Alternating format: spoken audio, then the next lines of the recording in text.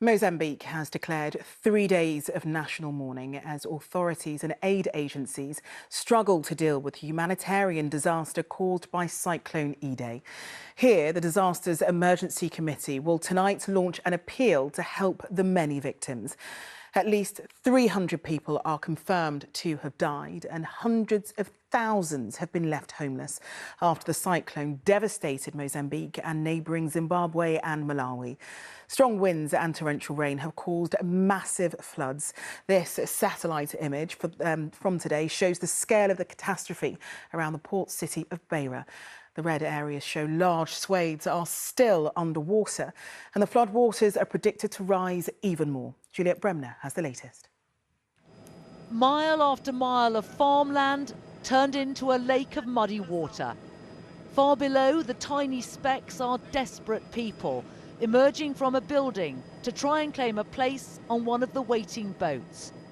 Huddled together on the highest buildings, hundreds wait for help. The cyclone hit Mozambique last week, but there aren't enough helicopters to get everybody to dry land. This man's helped to the top of the tree and winched aboard. There's no sign of any other family member. With seats in such short supply, women and children take priority.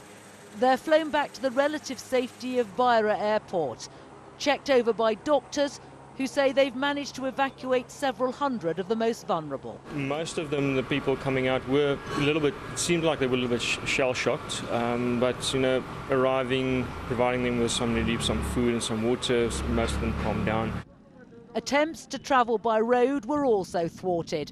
Bridges have disappeared into swollen rivers, leaving those trying to deliver essential supplies like these fuel truck drivers stuck.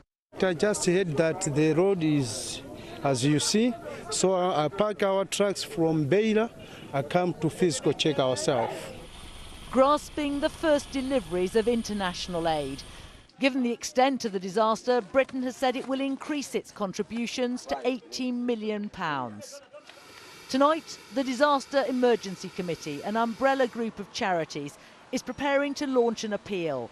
Help, Mozambique says, is desperately needed. They have lost everything.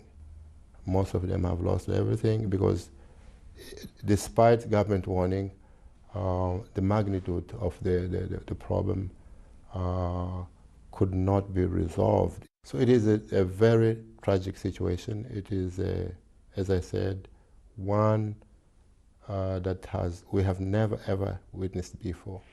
With hundreds of thousands forced out of their homes, now seeking safety and shelter, it's a helping hand from other nations which may provide some scrap of comfort. Juliet Bremner, ITV News.